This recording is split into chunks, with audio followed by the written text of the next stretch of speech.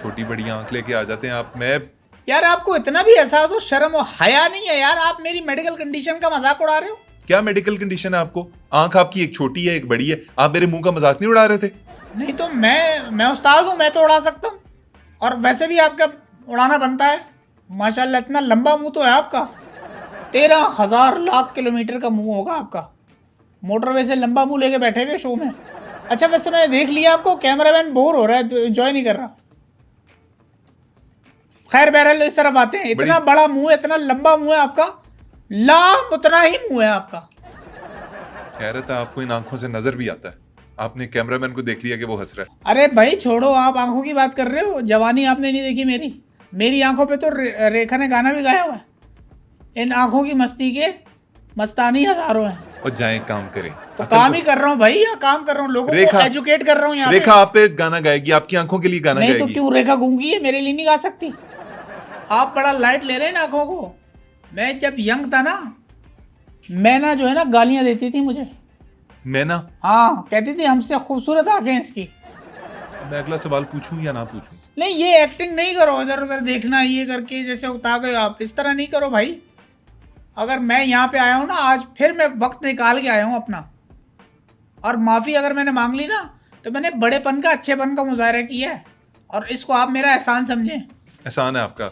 मफरूजे में और फैक्ट में क्या फ़र्क होता है? अच्छा एक बात, मुझ पे कोई एहसान ना करना, मुझ पे एक एहसान करना। सवाल दोबारा पूछता हूँ, आपको शायद समझ नहीं आई।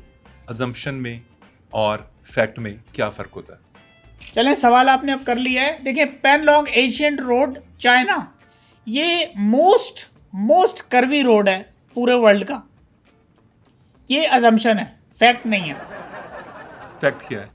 फैक्ट ये है कि सबसे कर्वी जो है वो नोरा फतेही है।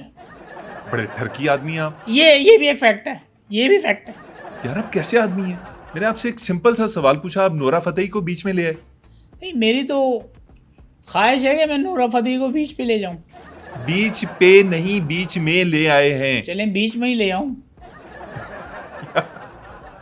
यार आप प्रोफेसर साहब क्यूट भी हैं और आप अजीब किस्म के खराट आदमी हैं। अच्छा सही बताना, दिल पे हाथ रख के, क्यूट हूं ना मैं?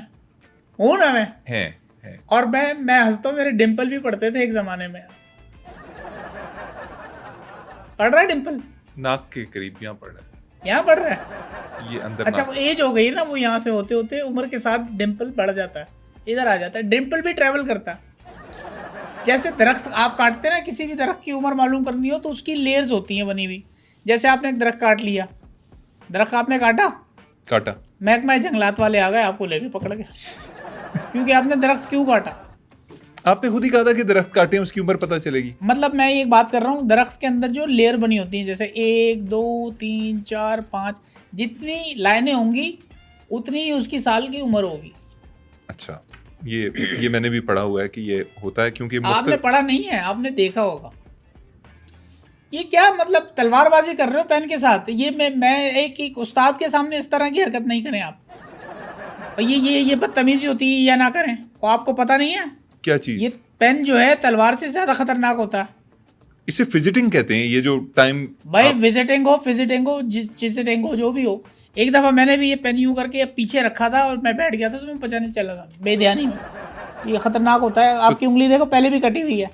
आपको तब पता चला कि पेन जो है तलवार से ज्यादा खतरनाक होता है? बहुत खतरनाक होता है, इसकी धार बहुत खतरनाक है। कलम जो है वो दुनिया के तमाम असलहे जात से और मसाले जात से तेज है। अच्छा, यही बता दें कि ये पेन को असलहे से ज्यादा खतरनाक क्यों कहा जाता है? आप इतने अक्लमंद हैं, पता चल जाती है आपकी अक्लमंदी। देखिए, अब चूंकि पेन का आपने पूछ लिया तो मैं इसका बता देता हूँ। इसकी भी एक रिसर्च है। जर्मनी में माइकल बेविन नामी 1685 यानी कि 1685 में बहुत बड़े मुहक्किक हैं, उन्होंने इसके ऊपर रिसर्च की थी। उन्होंने ये पाया कि ये तलवार से इसलिए ज़्यादा ख़तरनाक है। जैसे आप तलवार किसी को मारो, तलवार से तो देखें आपको लगी और खून वून निकल गया, आप फारिग हो गए, मतलब गए, मर गए। ये इतनी ख़तरनाक है, पेन इतनी ख़तरनाक चीज़ है कि ये आप रखेंगे ना तो स्याही निकलती रहेगी। अब स्याही निकलेगी, दाग लगेगा, रोज़ आप ये सजियत से गुजरेंगे। कपड़े आपकी बीवी को जो है वो धोने पड़ेंगे बार बार, और वो पहले कपड़े धोएगी, बाद में आपको तुन के धोएगी। ठीक है, इसलिए खतरनाक है। यस। देखें, जंगें जब ख़त्म होती थी ना तो जो लिखा जाता था आपस में, सुलहनामा या एक मुआहदा होता था, उसके अंदर भी आप देखते थे 2 लोग अंदर जाते थे और एक बाहर वापस आता था। एक जो था वो उसको मार देता यूं आंखें या देख के, आपने मूवीज में भी देखा होगा बहुत इससे, सारी ये movies पेन में। से। ये बहुत खतरनाक है। इसके अलावा आप एक और हिसाब लगा लो कि इससे फैसले नहीं हो पाते इसके बगैर, बड़े बड़े फैसले। मतलब जज साहब के पास अगर पेन ना हो तो लिखे किससे, तलवार से तो लिखेंगे, मतलब जैसे ही लिखेंगे फैसला तो फट जाएगा। इसीलिए पेन जो है वो बहुत ज़रूरी होता है, और ये बड़ा खतरनाक इसीलिए है। कलम जो है तलवार से इसलिए ताकतवर है। हाँ, लेकिन इससे भी खतरनाक है ज़बान।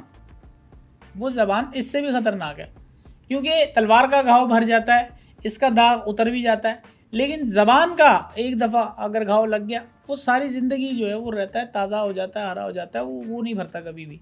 ज़बान का घाव बहुत खतरनाक ये है। अच्छी बात कहाँ से ले आए आप बीच में?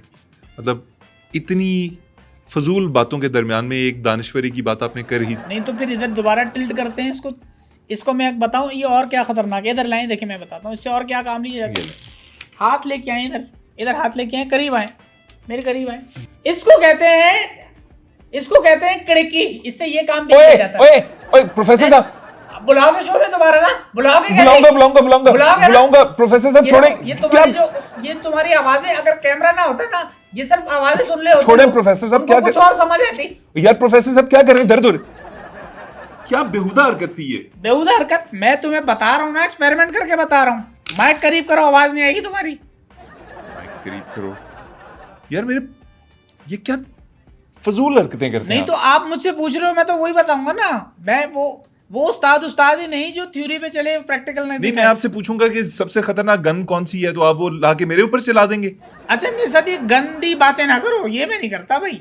गंदी बात नहीं कर रहा, मैंने गन की बात की आपसे। नहीं भाई, आपका क्या है? आप जैसे लोग तो इस दौर में उस्ताद पे इल्जाम लगा देते हैं। आपने अपने करियर का आगाज कैसे किया था? पहली नौकरी कैसे मिली आपको? हाँ, ये आपने बड़ा इंटरेस्टिंग सवाल किया है। देखें, नौकरी की जहाँ तक बात है, और ये देखने वाले भी तो देख रहे हैं नौजवान, उनके लिए भी है। नौकरी जो है ना, एक जब सर्टन एज हो जाती है इंसान की, जब वो तालीम से फारिगुल तालीम होता है, तो वो जब प्रोफेशनल मैदान में कदम रखता है उसको बड़ी मुश्किलात होती हैं, दर दर जो है वो ठोकरें खानी पड़ती हैं। मेरे साथ भी होता। लेकिन मैं एक ट्रिक बताऊं, मैंने जो किया था, मैंने जैसे ही मैं अपने तालीम से फारिग हुआ, उसके बाद मेरे पहले ही इंटरव्यू में मुझे जॉब मिल गई थी। तो वो ट्रिक मैंने इस्तेमाल की थी, वही टिप मैं नौजवानों को भी दूंगा। भाई, जहाँ मेरा इंटरव्यू था, उन्होंने मुझसे एक ही चीज़ पूछी थी कि why we should hire you. Why we should hire you, हम आपको हायर क्यों करें? हाँ, मैंने कहा अगर तुम लोग अपने बाप से पैदा हुए ना तो तुम करोगे हायर मुझे। और उन्होंने वो जवाब ही नहीं हुआ, उन्होंने साइन किया, बोला कल से आप आ जाएं। तो ये एक ट्रिक है, ये आप आजमा सकते हैं और नौजवान इस पे अमल कर सकता है। तो इस तरह मेरा आगाज़ हुआ था। मतलब आपने इतनी गंदी बात उनको कह दी कि अगर तुम मुझे नौकरी नहीं दोगे तो तुम अपने बाप के नहीं होगे। मतलब आपने ये कह दिया उधर? नहीं, वो बाप के थे तभी तो हायर किए मुझे।